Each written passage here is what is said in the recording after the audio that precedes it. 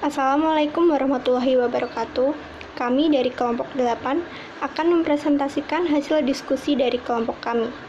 Sebelumnya, perkenalkan dulu anggota kelompok kami. Yang pertama, saya sendiri, Filda Ayu Rosanti dengan NPM 202301008. Yang kedua, Agnes Trenelia dengan NPM 202301023.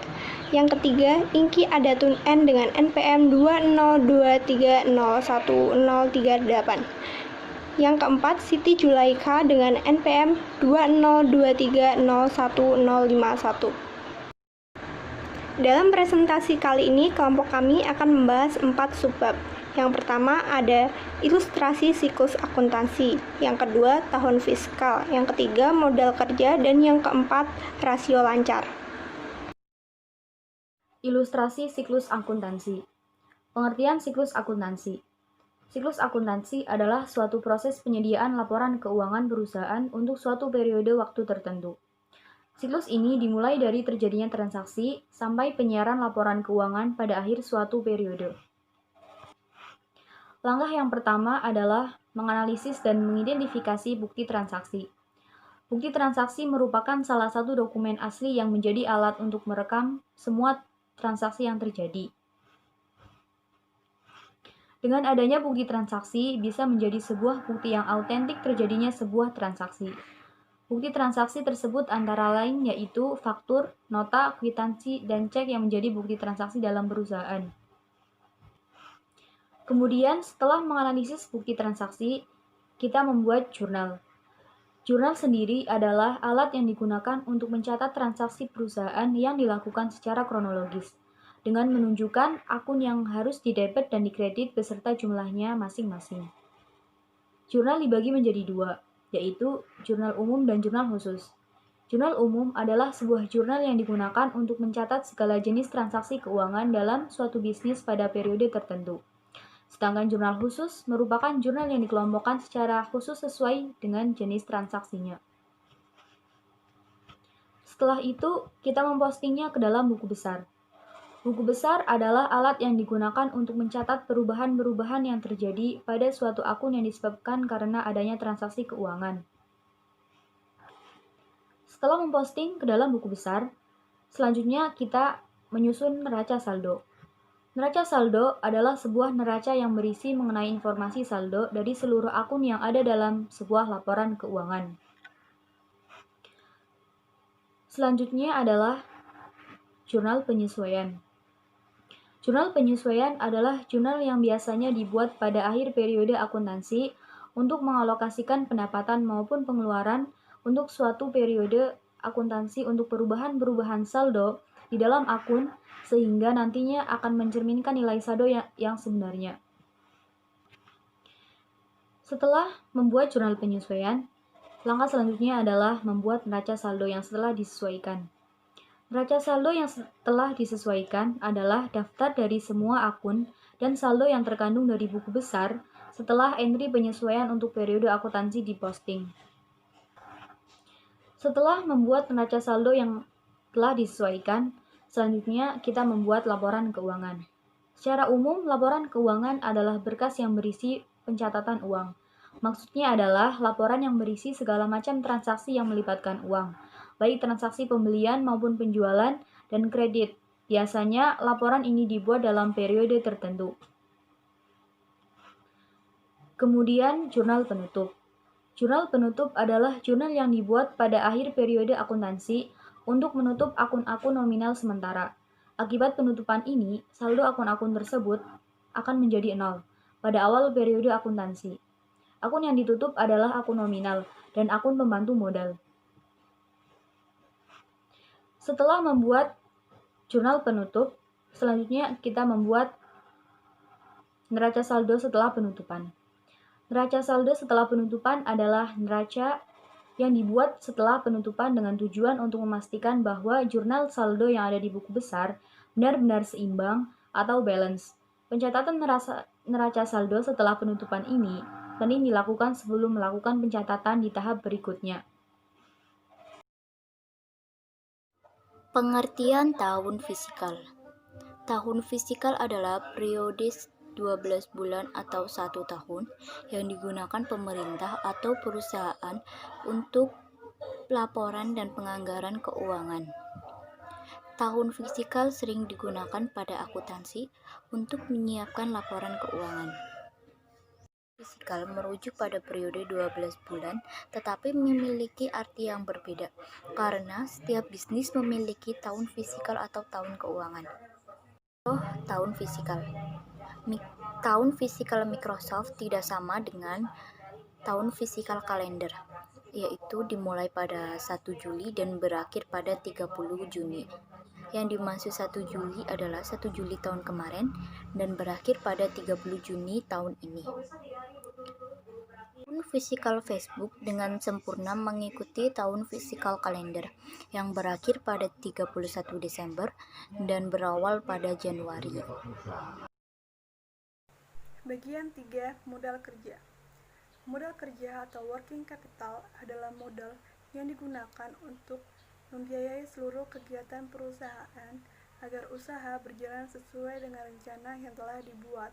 Dengan kata lain, modal kerja adalah modal atau dana yang digunakan untuk mendukung dan membiayai kegiatan operasional perusahaan. Konsep modal kerja. Konsep modal kerja ada 3. Yang pertama, konsep kuantitatif. Konsep ini menjelaskan bahwa modal kerja adalah seluruh aktiva lancar yang dapat memenuhi kebutuhan dana untuk membiayai serta mendukung kegiatan operasi perusahaan jangka pendek. Konsep ini juga biasa disebut dengan modal kerja kotor atau gross working capital. Yang kedua, konsep kualitatif. Konsep ini merupakan konsep yang menitik beratkan kepada kualitas modal kerja. Konsep ini melihat selisih aktiva lancar dengan kewajiban lancar. Konsep kualitatif juga biasa disebut dengan modal kerja bersih atau net working capital. Yang ketiga, konsep fungsional.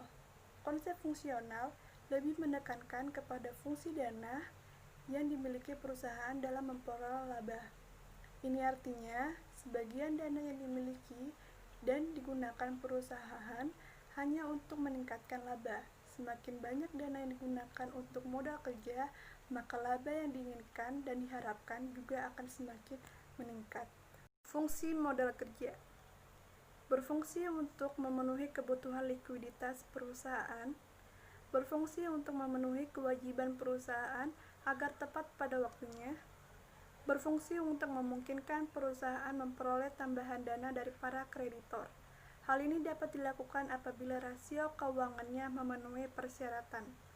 Yang terakhir, berfungsi untuk memaksimalkan penggunaan aktiva lancar untuk meningkatkan laba perusahaan. Selanjutnya, faktor yang mempengaruhi modal kerja. Faktor yang mempengaruhi modal kerja ada 4. Yang pertama, jenis perusahaan. Pada jenis perusahaan dagang membutuhkan modal kerja yang lebih banyak daripada perusahaan jasa. Yang kedua, syarat kredit. Syarat kredit pembelian barang atau jasa dalam perusahaan mempengaruhi modal kerjanya. Yang ketiga, waktu produksi. Semakin lama waktu produksi, maka membutuhkan modal kerja yang lebih banyak. Yang keempat, tingkat perputaran persediaan. Semakin kecil atau rendah tingkat perputaran persediaan, maka modal yang dibutuhkan akan semakin besar. Sumber modal. Sumber modal berasal dari 1. Hasil operasi perusahaan, 2. Penjualan surat berharga, 3. Penjualan saham, 4. Aktiva tetap, 5. Penjualan obligasi, 6. Dana pinjaman, dan yang ke-7 dana hibah. Contoh perhitungan modal kerja. Modal kerja atau working capital yang dimiliki sebuah perusahaan dapat diketahui secara akuntansi melalui laporan keuangan neraca. Sebagai ilustrasi ditunjukkan laporan neraca PT Mayesti Komuter sebagai berikut. Yang pertama adalah menghitung modal kerja dengan konsep kuantitatif atau gross working capital, atau disebut modal kerja kotor. Modal kerja konsep ini hanya menghitung seluruh jumlah aktiva lancar.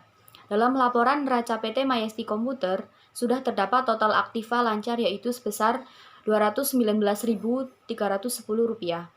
Jadi, jumlah total modal kerja kotor PT Mayesti Komuter adalah Rp219.310. Kemudian yang kedua, menghitung modal kerja dengan konsep kualitatif atau networking capital, atau disebut modal kerja bersih. Rumusnya adalah aktiva lancar dikurangi total kewajiban lancar. Total aktiva lancar berjumlah Rp219.310 dan total kewajiban lancar berjumlah Rp30.360. Jadi untuk menghitung modal kerja bersih yaitu Rp219.310 dikurangi Rp30.360 dan totalnya adalah Rp188.950. Jadi jumlah total modal kerja bersih PT Mayasti Komputer adalah Rp188.950. Selanjutnya, rasio lancar. Pengertian rasio lancar yaitu ukuran lain dalam mengoperasikan hubungan antara aset lancar dan liabilitas lancar. Fungsi dari rasio lancar yaitu untuk menentukan perbandingan antara perusahaan atau dengan rata-rata industri. Rumus dari rasio lancar yaitu aset lancar dibagi dengan liabilitas lancar. Selanjutnya, contoh kasus pada rasio lancar.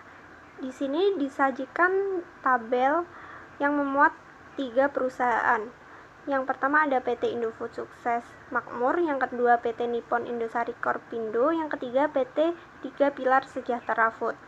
Nah, dari 3 perusahaan tersebut kita bisa membandingkan rasio lancar antara satu perusahaan dengan perusahaan yang lain. Kita bisa melihat aset lancar pada PT Indofood. Di situ tertera angka 42.816.745. Aset lancar pada PT Indofood ini lebih tinggi dari aset lancar perusahaan yang lainnya. Namun apakah aset lancar yang tinggi ini bisa membuat rasio lancar yang tinggi juga? Kita bisa melihatnya dengan cara membandingkan aset lancar dibagi liabilitas lancar. Rasio lancar pada PT Indofood Sukses Makmur terjadi penurunan dari tahun pertama ke tahun kedua. Sedangkan pada PT Nippon Indosari Korpindo terjadi kenaikan rasio lancar, dan pada PT 3 Pilar Sejahtera Food terjadi penurunan rasio lancar. Demikian presentasi dari kelompok kami. Mohon maaf apabila ada kesalahan. Wassalamualaikum warahmatullahi wabarakatuh.